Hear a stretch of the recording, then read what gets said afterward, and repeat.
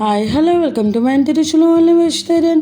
ఈరోజు మనం టేస్టీగా ఒక లంచ్ బాక్స్ రెసిపీని ప్రిపేర్ చేసుకుందాం, వంకాయ రైస్. ఈ వంకాయ రైస్ చాలా సింపుల్గా ప్రిపేర్ చేసుకోవచ్చు. అలాగే ఇలా వంకాయ రైస్లోకి ఇలా మసాలా పొడి అప్పటికప్పుడు ప్రిపేర్ చేసుకుని ఈ వంకాయ రైస్ చేసుకుంటే కనుక గుమగుమలాడుతూ టేస్ట్ చాలా బాగుంటుంది. పిల్లలకు లంచ్ బాక్స్లోకి ఇలా చేసి పెడితే కనుక వాళ్ళు శుభ్రంగా ఖాళీ చేసుకుని వచ్చేస్తారు, అంతే టేస్టీగా ఉంటుంది. ఈ వంకాయ రైస్ని ఎలా ప్రిపేర్ చేసుకోవాలి, ఇక ఆలస్యం చేయకుండా ప్రాసెస్లోకి వెళ్ళిపోదాము. ముందుగా మనం దీనికోసం ఇలా మసాలా పొడిని ప్రిపేర్ చేసుకుందాం. దీనికోసం స్టవ్ పై కడాయి పెట్టుకుని కడాయి హీట్ అయిన తర్వాత ఒక 2 టీ స్పూన్స్ వరకు వేరుశనగ గుళ్ళు, అలాగే 1 టీ స్పూన్ మినపప్పు, 1 టీ స్పూన్ ధనియాలు, అలాగే కారానికి తగినట్టుగా 3 లేదా 4 వరకు ఎండుమిర్చిని వేసుకుని మీడియం టు లో ఫ్లేమ్లో దోరగా ఇలా కలుపుకుంటూ డ్రై రోస్ట్ చేసుకోవాలి. ఈ గుళ్ళు అన్నవి మనకు చక్కగా ఫ్రై అవ్వాలి. లోపల వరకు ఫ్రై అవుతేనే మనకు మసాలా ఫ్లేవర్ చాలా బాగుంటుంది. చూడండి, పల్లీలు చక్కగా ఫ్రై అయిపోయి కలర్ చేంజ్ అయినాయి. ఇప్పుడు ఇందులోకి కొద్దిగా ఎండు కొబ్బరి ముక్క, అలాగే ఒక 10 వరకు వెల్లుల్లి రెబ్బల్ని వేసుకోవాలి.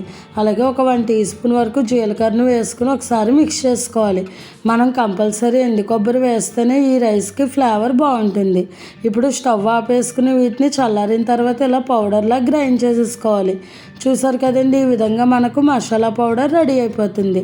ఇప్పుడు ఈ మసాలా పౌడర్ని పక్కన పెట్టేసుకుని రైస్ ప్రాసెస్ చూద్దాము.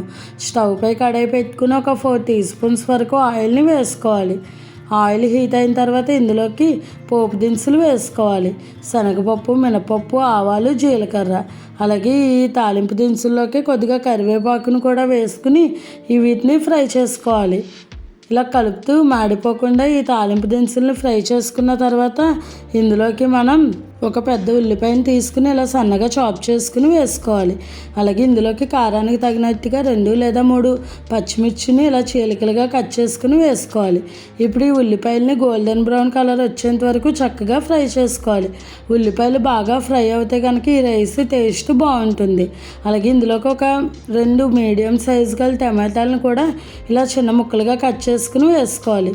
ఇప్పుడు ఇందులోకి మనం ముందుగా కట్ చేసి పెట్టుకున్న వంకాయల్ని వేసుకోవాలి. ముందుగా వంకాయల్ని కట్ చేసుకుని ఉప్పు నీటిలో వేసుకుని ఉంచుకోవాలి. నేనైతే నల్ల వంకాయలతో చేస్తున్నాను, కానీ ఏ వంకాయతో చేసినా కూడా ఈ రైస్ అన్నది బాగుంటుంది. ఇలా కొంచెం పెద్ద ముక్కలుగానే కట్ చేసుకుంటే మనకు బాగుంటుంది.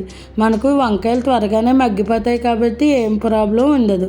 చూసారు కదండి, ఇప్పుడు ఈ టమాటా, ఉల్లిపాయ, అలాగే వంకాయ కూడా బాగా మిక్స్ అయ్యేటట్టుగా బాగా కలుపుకుని ఇందులోకి టేస్ట్కి సరిపడా సాల్ట్, అలాగే 1/4 టీ స్పూన్ పసుపు, అలాగే కొద్దిగా పుదీనా, కొత్తిమీరను వేసుకోవాలి.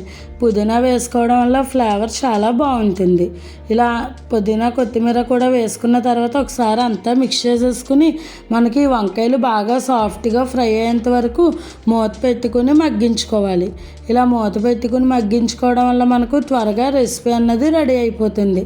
ఇలా మూత పెట్టుకుని మధ్య మధ్యలో కలుపుకుంటూ మీడియం ఫ్లేమ్లో ఒక 5 నిమిషాలు కుక్ చేసుకుంటే సరిపోతుంది. చూడండి, 5 నిమిషాల తర్వాత నేను చూపిస్తున్నాను. వంకాయని ఇలా తుంచి చూస్తే ఈజీగా బ్రేక్ అయిపోవాలి, అంటే ఈ వంకాయలు పర్ఫెక్ట్గా మగ్గిపోయినట్టు. ఇప్పుడు ఇందులోకి మనం ముందుగా ఫ్రై చేసుకుని గ్రైండ్ చేసుకున్న ఈ మసాలా పొడిని వేసేసుకోవాలి. ఇలా వెల్లుల్లి, కొబ్బరి అన్నీ వేసి చేస్తున్నాం కాబట్టి ఫ్లేవర్ చాలా బాగుంటుంది. చూడండి, ఇప్పుడు ఈ వంకాయ అలాగే ఈ మసాలా కూడా బాగా మిక్స్ చేసుకున్న తర్వాత ముందుగా మనం పొడి పొడిగా వండి ఉంచుకున్న రైస్ని వేసేసుకోవాలి.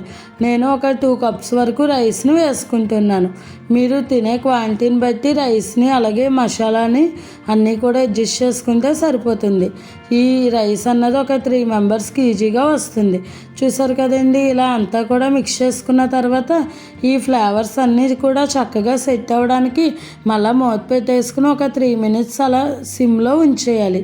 అప్పుడు మనకి మసాలా ఫ్లేవర్స్ అన్నీ కూడా రైస్కి బాగా పట్టుకుని ఫ్లేవర్ చాలా బాగుంటుంది. ఇప్పుడు పైనుంచి ఒక 1 టీ స్పూన్ వరకు నెయ్యిని వేసుకోవాలి. అలాగే కొద్దిగా కొత్తిమీరను కూడా వేసుకుని అంతా మిక్స్ చేసుకోవాలి. నెయ్యి అన్నది ఆప్షనల్, వేసుకుంటే బాగుంటుంది, లేకపోయినా కూడా బాగానే ఉంటుంది. చూసారు కదండి, అంతా మిక్స్ చేసేసుకుని స్టవ్ ఆపేసుకుని ఈ వంకాయ రైస్ని సర్వ్ చేసేసుకోవడమే. వీటికి కాంబినేషన్గా పచ్చి ఉల్లిపాయని కాంబినేషన్గా పెట్టుకుని తింటే కనుక చాలా టేస్టీగా ఉంటుంది. పిల్లలకైతే లంచ్ బాక్స్లోకి కొద్దిగా పెరుగును కూడా వేసి మనం పెడితే కనుక రెండింటి కాంబినేషన్లో అదిరిపోయే వంకాయ రైస్ రెడీ అయిపోతుంది. చూసారు కదండి ఎంత సింపుల్గా ప్రిపేర్ చేసేసుకోవచ్చో. చాలా ఈజీగా ప్రిపేర్ చేసుకోవచ్చు, అలాగే చాలా కమ్మగా టేస్టీగా కూడా ఉంటుంది. ఇలా ఈ రైస్ని మీరు కూడా ఒకసారి ట్రై చేసి ఎలా వచ్చిందన్నది నాకు కామెంట్ చేయండి. అలాగే మరిన్ని మంచి మంచి టేస్టీ హెల్దీ రెసిపీస్ కోసం నా ఛానల్ని ఫాలో అవ్వండి. ఈ రెసిపీ కనుక మీకు నచ్చినట్టయితే లైక్ చేసి షేర్ చేసి కామెంట్ చేసి నా ఛానల్ సబ్స్క్రైబ్ చేసుకుని పక్కనే ఉన్న బెల్ ఐకాన్ క్లిక్ చేయడం మర్చిపోకండి. Thanks for watching.